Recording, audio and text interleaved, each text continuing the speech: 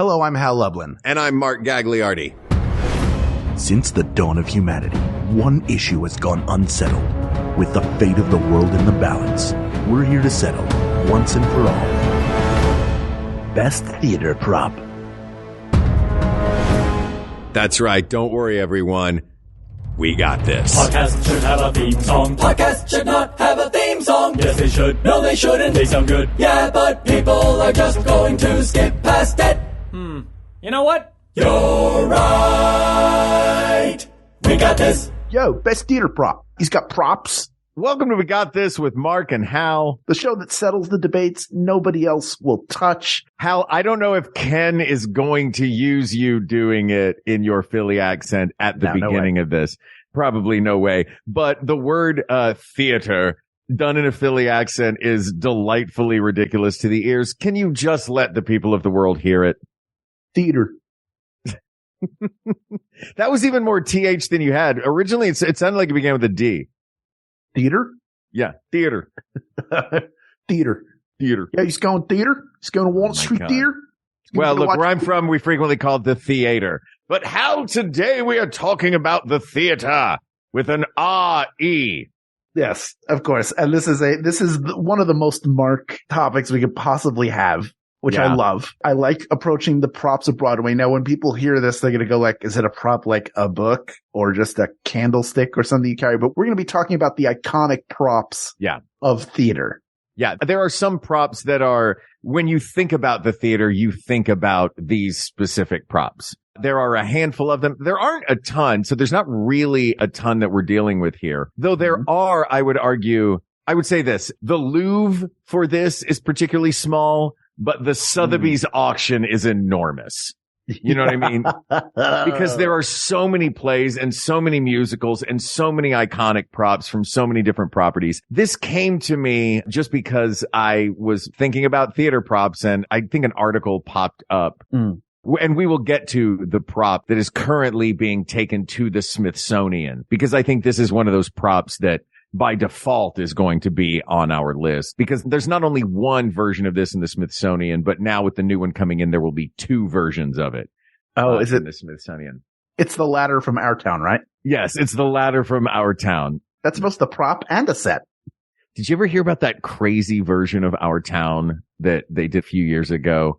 Scott Adsit was the one that painted a beautiful picture of this. I never saw this production, but you know, that show's done with a ladder and chairs, and that's pretty much it prop wise. Yes. And then there was a flashback sequence at the end where one of the characters has a flashback to a memory of a breakfast cooking in a kitchen. And in a play that had one ladder and multiple chairs, what they had also done in the theater was set up that entire scene like camera realistic, with real bacon sizzling in a real stove, water running in a real sink, like for a 5-second moment in the play. I love that. I love theatrical flexes like that. Yeah, that's a fun surprise to see that, because it brings you into the memory. You smell the bacon. You're there in that moment. Do you have a favorite prop that you have ever carried on stage? When I was a freshman in high school, I did a show called Is There Life After High School, about a group of people at a reunion who are reflecting back on their time in high school. Some, those were their glory days. For some, they were tortured and they were happy to be out of there. Yeah. So I did a scene where I'm supposed to be holding a notebook, or a yearbook. And I'm very upset at everybody because they were all, you know, it was your hotshot friends and all your hotshot girls and your hotshot cars.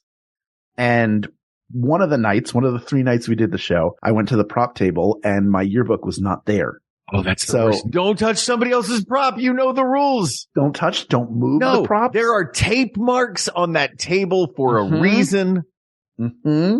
The only happy prop about this. Only prop I handled in that show. So I grabbed the only thing I could find in the area, which was like an Elle magazine, and I took that on stage and used that instead. And that is my favorite prop I've ever. The Elle magazine that substituted, that came in as the understudy for the Notebook. Yeah. You know what? Absolutely. How'd the Elle magazine do? Considering it had no rehearsal and at the last second had to go on for Notebook, who had not shown up to the theater that day. It got a better laugh than I did throughout the whole thing. Although also the original script wasn't Hot Shot, it was Hot Shit. And what I did over the 3 nights was I started working it back in. Mm-hmm. And then by the end, I was going back to the original text, and I did not get cast by that director again. Well, sure. Not Abington Friends School does not abide swearing, Hal. That theater community is tight-knit, and there's a code of conduct that I clearly violated. Yeah, you violated that code, my brother. What about you? Do you have a favorite prop? Yeah, well, doing the Aladdin musical at Disneyland, the lamp was an iconic. I mean, I had favorite like little sort of things that I'm one of those actors that'll stick something in my pocket. You know what I mean? That only I know about, that only the character knows about. Okay. But I have a quick story about the lamp for you. I may have told this story on the show before, or I may have just told you this in life. We were doing a performance of the musical. There's a scene where I appear out of the lamp in the shower. So I have a scrub brush. And I'm singing Lucky Bird, which is Jasmine's song in the show. I notice Jafar. I shriek and I throw the scrub brush off stage and grab the lamp. Well, on this particular day, I shrieked, held onto the scrub brush and threw the lamp off stage. The Aladdin magic lamp that is required for the plot to move forward for the rest of the show. Luckily, the genie in this particular production could break the fourth wall. So I just flat out looked at Jafar and I said, Jafar, I'm not gonna lie. I threw the wrong prop off stage.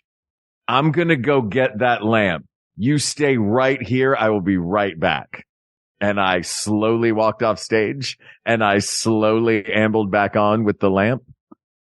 And I went, okay, you were saying, and we started again. What a great show to be a part of, where you can do that. Like that, maybe one of the only characters. Yeah. No other character in the show could do that. Yeah. Yeah. Yeah. Luckily I'd spent 40 minutes breaking the fourth wall. So it was possible for me to do that. Jafar can't be like, now excuse me, everyone. I'm walking upstage. It doesn't work.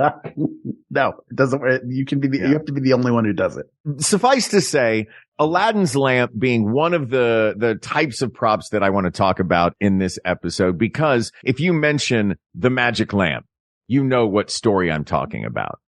Okay. You know what I mean? If you mention the flying umbrella, you know I'm talking about Mary Poppins. But these were made more famous by their cinematic versions. What if I said the unicorn? Would you know what show that's from? Absolutely. It is on my list, my friend. Okay. All right, good. I want to make sure we're in sync here. Here is how I've got a few, and I don't know how many extras you've got to add to this or how many of these you agree with, but I think basically I have a few Shakespeare ones. I have a few from modern 20th century and leading up to that plays, and a few from musicals.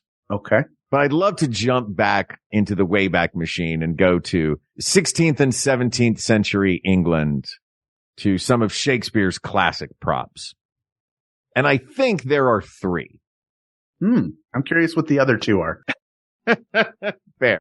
I would say that the first, not first in anyone's mind, but first that I will mention here more as an appetizer, is the handkerchief from Othello, because the handkerchief in Othello becomes the through line by which all of the dramatic misunderstandings and ultimate death of Desdemona happen. Right. I will say Yorick's skull. Obviously, yeah. I mean, you think theater, you think someone, if you see someone holding a skull, you go, that's a theater kid. Well, you also know what show it is. You know what play it is, what act it is, what scene it is, what character they're playing, and how they feel in that moment. And even if you don't know all that, if you have a very passing knowledge of theater and Shakespeare, you know that that's from Hamlet. Yeah. You know that holding the skull means acting. Like for a lot of people, it means like, I'm doing Shakespeare. Yeah. To say I'm doing Shakespeare is either Romeo, Romeo, wherefore art thou, Romeo, or it's Alas, poor Yorick, I knew him well. You're holding the skull. Holding the skull, especially Olivier, probably the most famous image of it because it is from the film, the Oscar-winning film. Yeah. The most famous modern cinematic image of it. Yeah. Is it the horse? There are the missing horse and paintings of it. Yeah. Is the third one Richard's missing horse? No, at first I thought, is this a dagger I see before me? Hey, a dagger. But nope, that's not a prop. That's an illusion in Macbeth's mind. Yes. No, there is one prop that I thought, you know what? This prop carries through multiple plays, carries through multiple versions of it, but actually one very specific version of this prop carries through half a dozen plays at least. And the symbology behind this prop is the most important part. And I don't know if it beats Yorick's skull, because in the Shakespeare realm, I don't think anything does, but this is an epic prop in the world of Shakespeare and in the history of England. And that is the crown. There are people chasing the crown, and it's the same. It's physically the same crown, but I think the crown may be more of a symbol than anything else. And it appears in so many things. It's the thing that's sought after. It's the status of a character who enters and commands everybody's respect. I think Yorick's skull, not that we have to pick just one from Shakespeare, but for sure Yorick's skull is just such an iconic piece that your ability to know what show it is just by looking at that prop, I think, is important. I think that's going to be a key factor in this. Because you even asked before we started this, we're like, are we doing best theater prop or most iconic theater prop? Is that the same thing? I think that it being iconic is going to help it win best. Yeah, that's fair. Yeah. Are there any others that come out of Shakespeare? I mean, the pie's made out of kids from Titus Andronicus. No. Lots of letters, lots of poison. But if you say letters and poison and daggers, that could be any of a number of plays. Yeah. If I think about poison, I'm thinking about Romeo and Juliet more than anything else. Right. Or Game of Thrones. Or Game of Thrones. Sure. I think Yorick's skull is what you bring out of this era. I think it is. Yeah. It is the first of our contenders. I think undeniably it's Yorick's skull. Do you have more that you want to go into? Do you want me to throw one out? How do you want to do this? If we're done with Shakespeare, let's move on to the next era. But if you have any more Shakespeare ones to throw out there. I don't. All right. What do you want to tackle next? You want to tackle plays or musicals? Let's do plays. All right.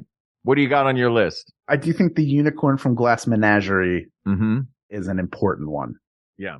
Because it's symbolic. I don't think it's as iconic as Yorick's skull is, but it is important nonetheless. I'm trying to think of so many of the props that I think of come from musicals. Sure. There's so many great musical props. Yeah. When I think of like straight, just sort of dramatic or comedic plays, there aren't props that are coming to mind. Are there some that you have? There's a couple. There's one very big one. Okay. That kind of was one of the reasons for this episode that I think is going to make it pretty far. Oh, okay. It's not from one of those, like, everybody reads it in high school. Everybody can recognize it, even if you're not in theater plays, though. Okay. There are a few that I think that they don't necessarily scream this play. Like, at first I thought The Knife from 12 Angry Men.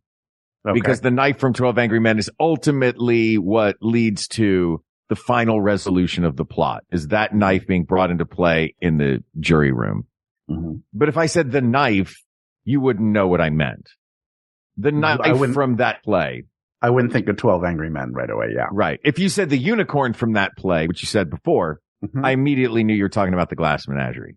Yes. There is one right now. Well, there's two I want to talk about. Let's do this one first. And it's the one that led me to the thought of this. Are you familiar with The Piano Lesson? No. Tell me about it. August Wilson's The Piano Lesson.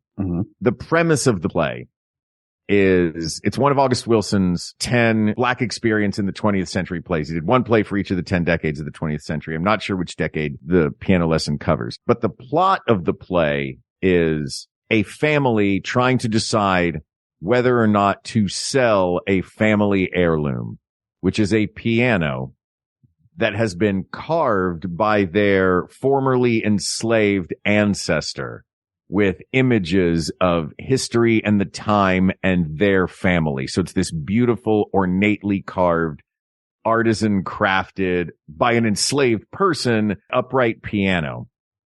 And the plot of the play involves a brother and sister deciding what to do with this piece. Not only is it the through line for the whole play, but it's also the prop itself was fabricated and designed and crafted and it is a literal hand carved piano.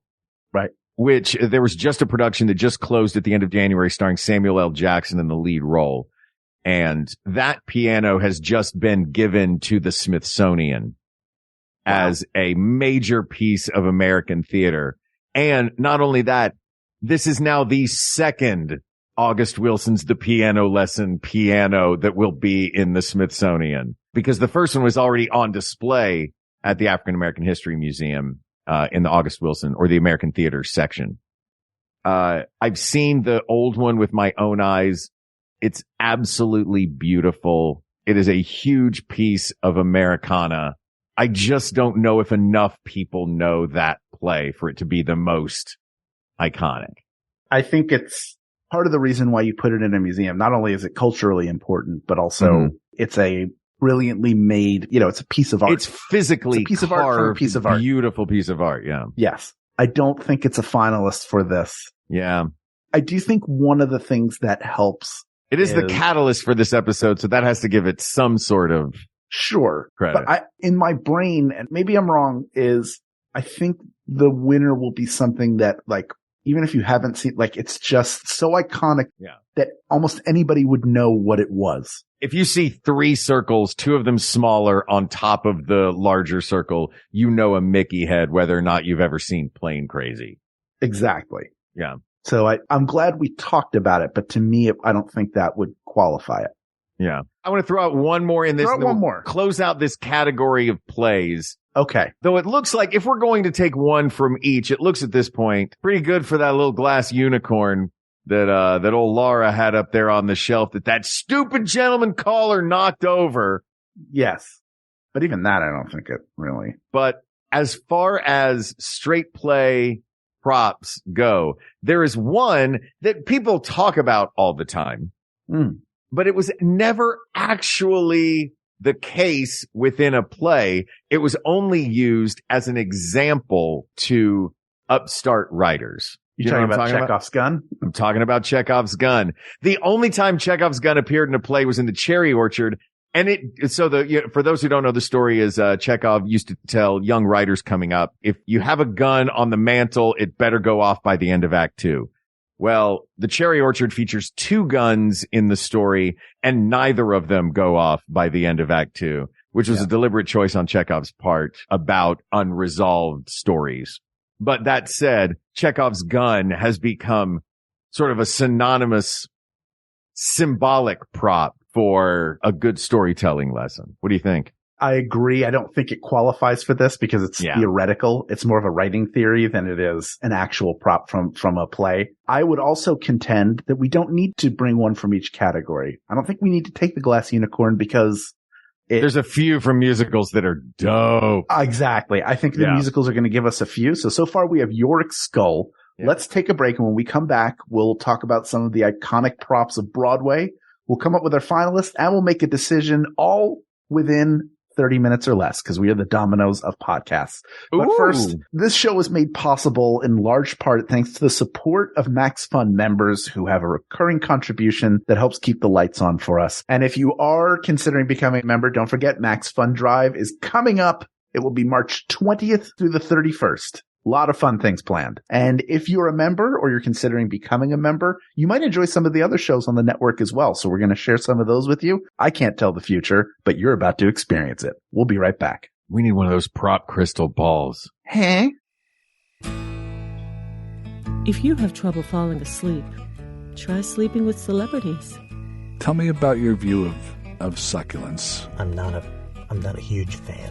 It's a different kind of sleep podcast. There are some real benefits to parking illegally. Featuring remarkable guests and unremarkable topics. There's 2 Orlando airports. From the creator of Depeche Mode with John Moe, it's Sleeping with Celebrities.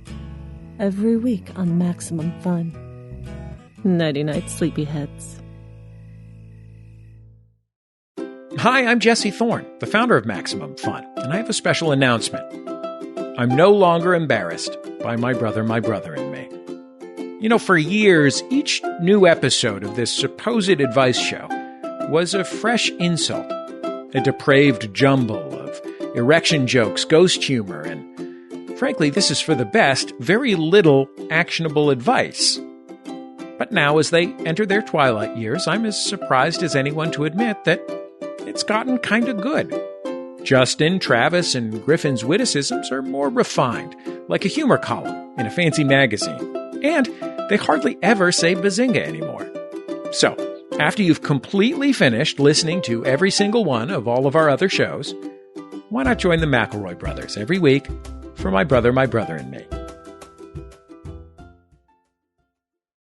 And we are back. Mark, Yeah. give our regards to Broadway and all the musicals on it. Oh, Let's yeah. talk about iconic.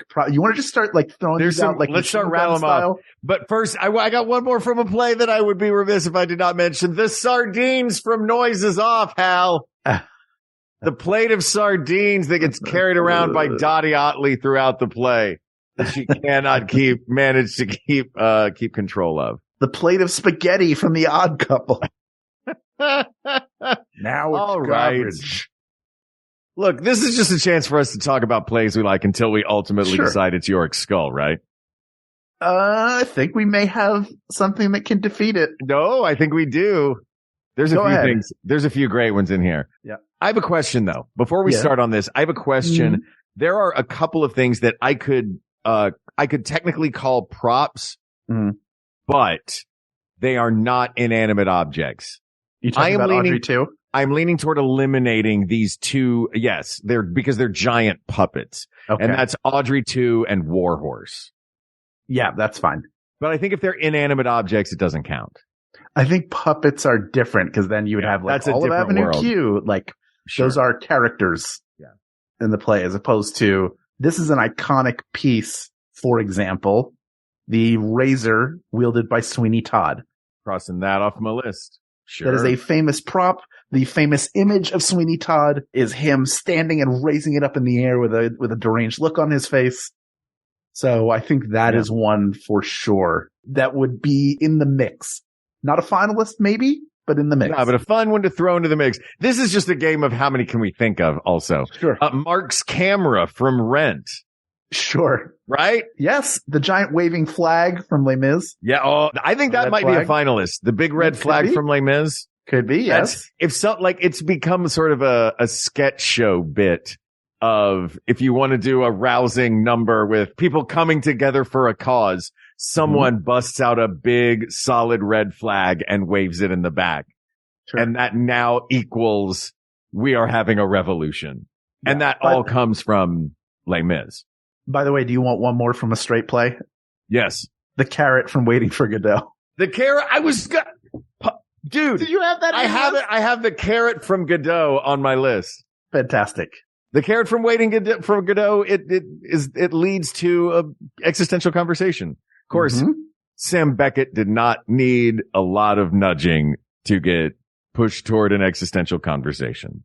True. I'm holding on to a couple that I don't want to mention because there are some real big contenders in this category.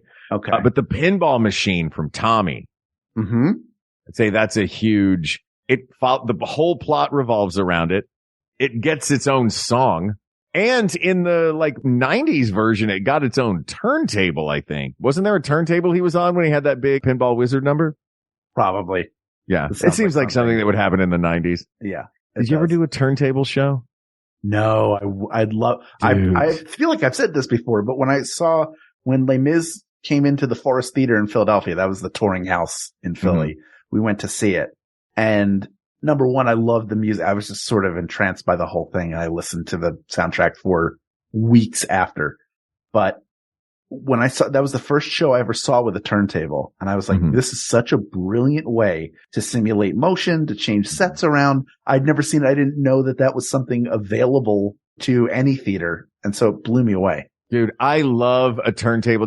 So I did a turntable show. We had one for the version of A Christmas Carol I did one year when I was a kid. But yeah, that Les Mis turntable blew my mind.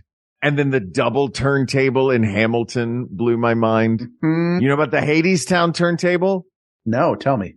Hal Lublin, multiple turntables plus elevators. Right? I mean, it's Orpheus descending. Yeah, that's pretty Turntables with elevators. It's so good. Yeah. Yeah. The set design for that show is really fun. What else you got? Here's one. I don't know if this is a prop or costume, but the cast from Dear Evan Hansen, not the actors, but the actual arm cast. What do you think? It's tough. Because you do wear it. You do wear it.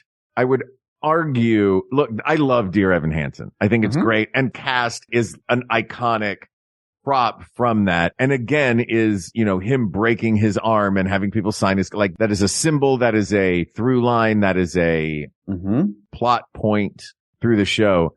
I think, yes, it's a costume, but I would allow it in this case as a prop. Okay. But only because I think there is a more iconic costume piece that is a prop that is, and you know which one I'm talking about. And it's the one that literally the poster for the play is just solid black and this prop. Yep. And that is the Phantom's mask from Phantom of the Opera. Yeah, that's going to be real tough to beat. It's going to be the poster is just, here's a picture of this prop. It is, I would say, even more so than Yorick's skull is the most iconic, I think, of all these props. Maybe it goes up against, maybe the only thing that can maybe get close to it is the helicopter from Miss Saigon, although that's also a set piece. Yeah, I think I love that as a prop, though. The idea that a whole ass helicopter. Yeah. I mean, it kind of is, but it's really, I think, more of a set piece. It is a prop that is also part of the set.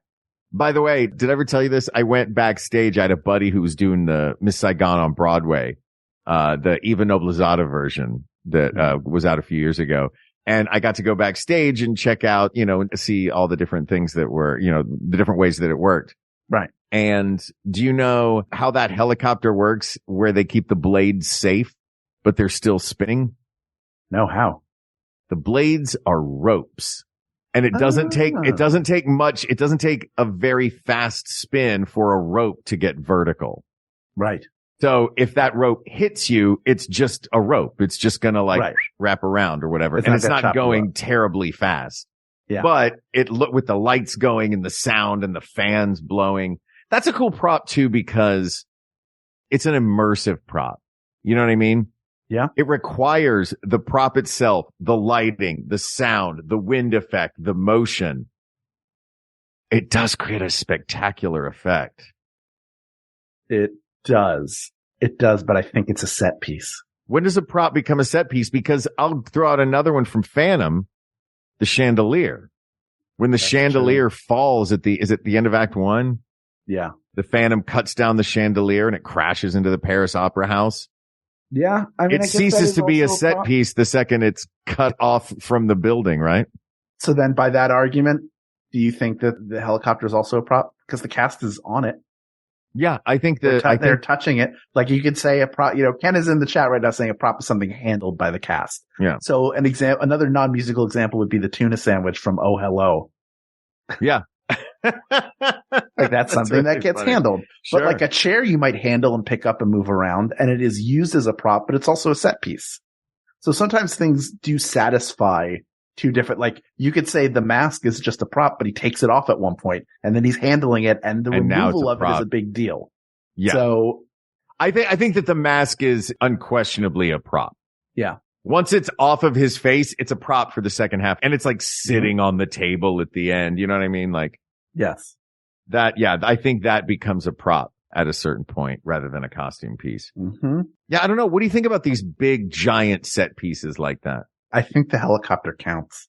I think the helicopter counts. I think the chandelier counts too. If the helicopter counts, the chandelier counts. It does, but the chandelier isn't even the most iconic thing. Yeah. From that show. The mask is the whole thing. The mask is so hard to beat, dude. The mask is really tough to beat. So we have a friend of ours who played the Phantom and went over to his place. Tim Gleason, shout out to Tim, great guy. Played Phantom multiple times, and because that show has a million casts all over the world. Sure. Played it on Broadway, I believe, as well. But he has his mask because it's molded to your face, right? When they make a new one. Yeah. And the first time I ever went, he knew I was a musical nerd. And the first time I ever went over to his apartment, I looked over and I saw it and I couldn't talk anymore. And he's trying to tell me his stories and I just completely lost my train of thought. And then he just went, do you want to try the mask on? And I went, yes, I want nothing more in the world than to try the mask on. So like to get that excited about a theater prop too, yeah, that's a tough one. All right. Right now, the Phantom of the Opera mask is King of the Mountain, right? Wait, how did it fit? How did that mask fit on your face? No, we don't have the same face. He's much handsomer than me. Yeah. He's different handsome. He's different handsome than me. So his different handsome, did not mold onto my face. Sure. But it's cool. It had like a little wire hook thing. So I was able to just kind of prop it up there for a photo. Nice. Yeah. So if the Phantom of the Opera mask is at the top of the mountain right now, let's send some usurpers up and see if that Phantom mask kicks him down to the bottom of the hill. What are we sending up? What if we send up the Rent camera? It's kicking Mark's camera down the hill. The chess set from Falsettos. No, it's kicking the chess set from Falsettos down the hill. The pies from Waitress. Yeah. Take that, pies. The record player from Drowsy Chaperone. From Drowsy Chaperone, yeah. Yeah. No, you get out of here with your Drowsy Chaperone record player. Ooh, maybe the quartet from Into the Woods. The cow is white as milk, the cape is red as blood, the hair is yellow as corn, the slipper is pure as gold. 4 props instrumental to the first act of that play. That's still not as good as the mask. Nah, the Phantom mask is shoving him back down that hill. What about the flag? That Les Mis flag? From Les Mis. They wave it around. I don't know. We've already talked about that one. I always thought we were throwing out new ones. Oh, no, I was saying, do you think that one even makes it up to the top but let's of the talk about it. Do you think, I don't know. No, I don't think it beats the flag. I think it doesn't want to be pushed down the hill. They try to make a stand, but they get shoved down that hill. Though people often like lump Les Mis and Phantom together because they're both just the absolute blockbusters of the 80s that have reigned forever. Yeah. And their, posters, their poster art are always side by side. And there's that red flag and there's that Phantom mask. But speaking of blockbusters, what about the pile of trash from Cats? Are we counting? What about all those props from Cats? They're enormous. The fish skeleton, like in Heathcliff. Is it on a tray with a cloche like Heathcliff used to have it? Yeah. There's that big ass tire. Oh my gosh. Yeah. Can any of the giant trash from Cats? Not one piece of giant trash. What about Annie's locket? Oh, Hal, Annie's locket. No. Little Orphan Annie. Sorry, Little Orphan Andy. It's fine. I said Little Orphan Andy. See, I don't even remember her name. Yeah, no, because her locket wasn't that important. What about my boy who's up playing music all hours of the night on his 4-stringed violin, playing in the shtetl? What if he hops down? Is the fiddle from Fiddler on the Roof gonna beat the Phantom's mask? I don't think it does, even though it's in the title. Yeah. I don't even think the helicopter can beat it. No, I don't think it can. Although the helicopter is an iconic piece. Yeah. Also, like, instantly recognizable from the poster. Also Andrew Lloyd Webber, right? No. It's, Who am I thinking of? It's the same guys that wrote, it's, Boublil and Schoenberg, right? The guys that wrote Les Mis, I think. Okay. Wrote Miss Saigon, yeah. There we go. Though, now that you mention Andrew Lloyd Webber, is it a prop or is it a costume piece? The Dreamcoat?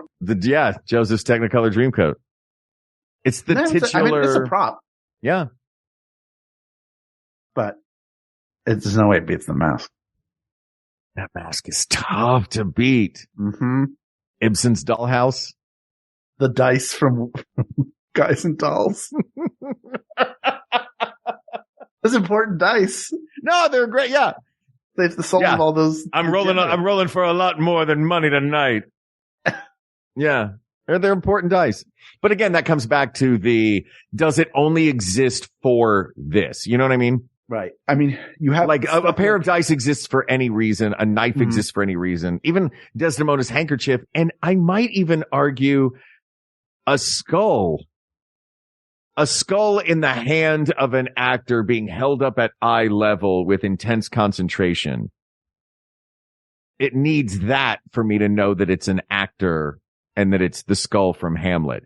That outline, just the outline of the mask from Phantom is iconic enough that you don't even have to know the context. Okay. So, but they're both iconic things. These are our 2 finalists, right? These are our 2. Yeah. It's Yorick's skull and the mask from Phantom. Do you want to talk about what they represent?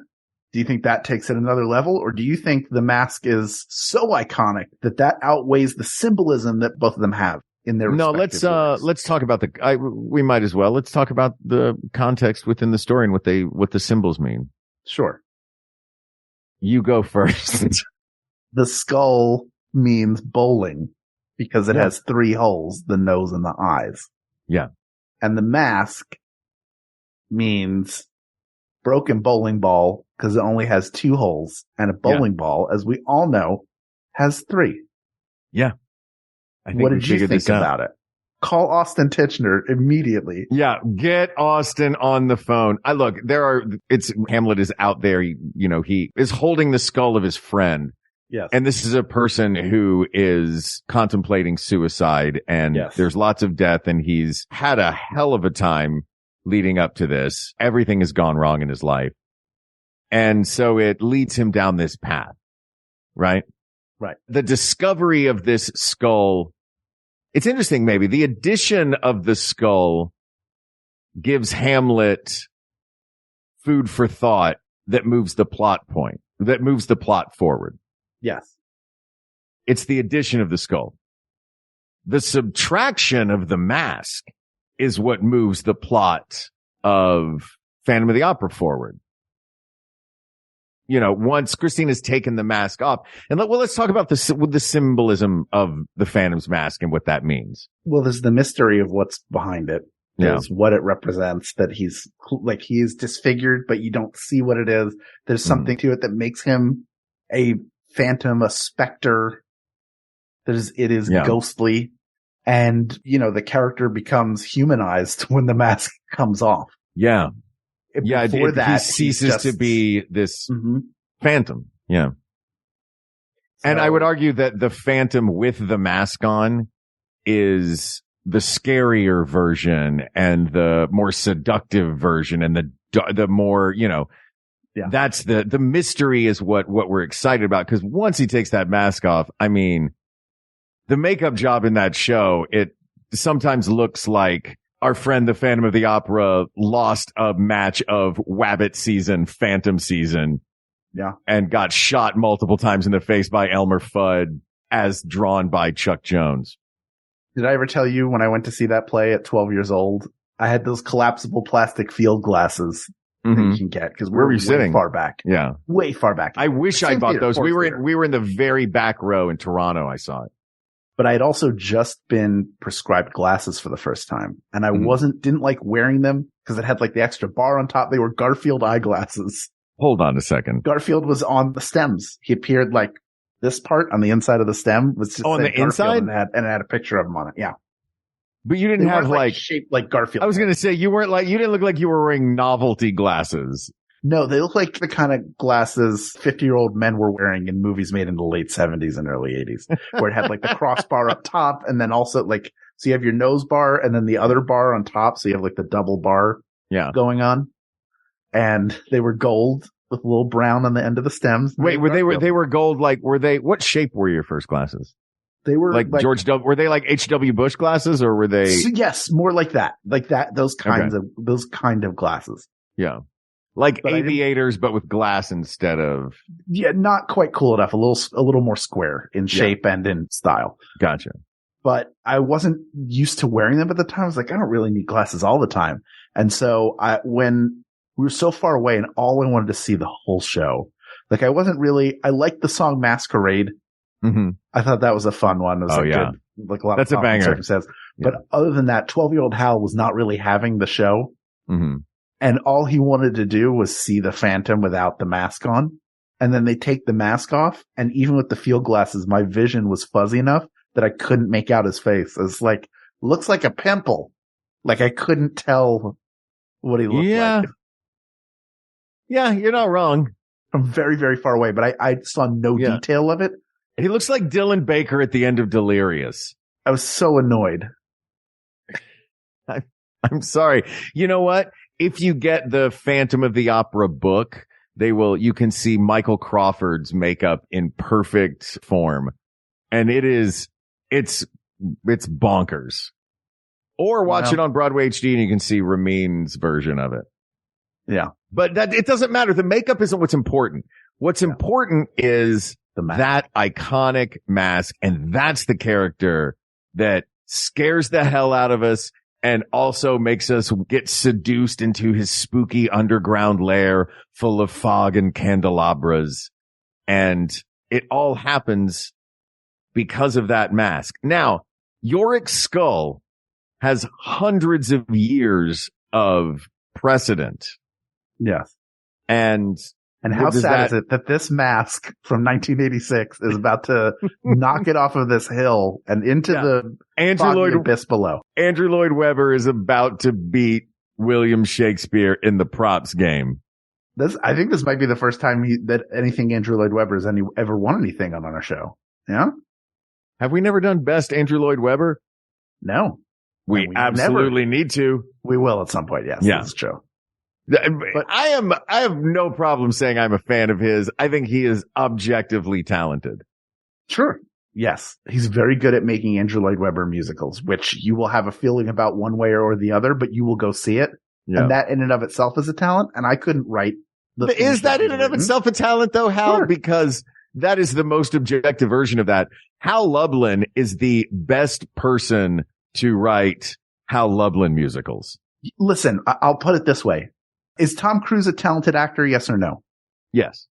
Is Tom Cruise the best person in the world at making Tom Cruise movies now? Like that is what he does? Yeah. There's nothing wrong with that. Yeah. You're not wrong. You either like him or you don't. And you know what? I like him. I like Phantom. I like this mask. Beautiful. And I think this one, settled. All right. People of the world, nighttime sharpens, heightens each sensation, darkness stirs, awakes imagination. Silently the senses abandon their defenses. Helpless to resist the notes I write, because my mask is winning this podcast episode tonight. Ba-na-na-na-na. Oh no, the chandelier fell on me.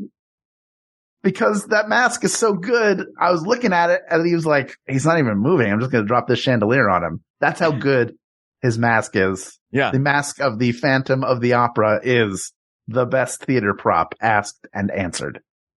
Well, this was a delightful episode. Thank you for indulging me, a thing that just popped into my head this week. I'm sorry it didn't come from the people of the world. We will have more from the people of the world, and we will have more fun very soon as the Max Fun Drive begins. It's at the end of March. We've got lots of fun stuff prepared. We're going to have a great time. We have a great bonus episode. Every show on the Max Fun Network has cool surprises and bonus episodes and all kinds of stuff for you. And you can find out all about that over the course of the next month. We will be bringing you plenty of it.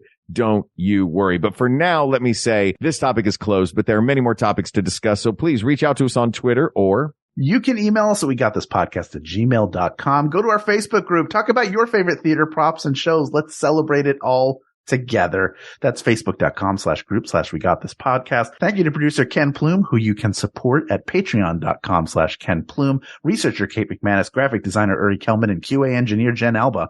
And thanks, of course, to our musicians, Jonathan Dinerstein and Mike Furman, for our score and theme song, respectively. And thanks to you, the people of the world. You know, Hal and I are unapologetically theater nerds.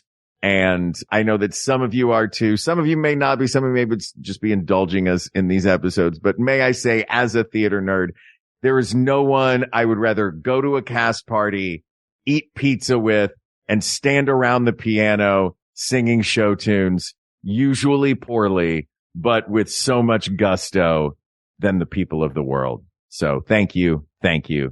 Thank you. For Hal Lublin, I'm Mark Gagliardi. For Mark Gagliardi, I'm Hal Lublin. And don't worry, everybody. We have got this. All is asked and answered. Settling debates. Finding out what's great. Helpless to resist the choice we make. Sorry about your losses, Billy Shakes. We got this.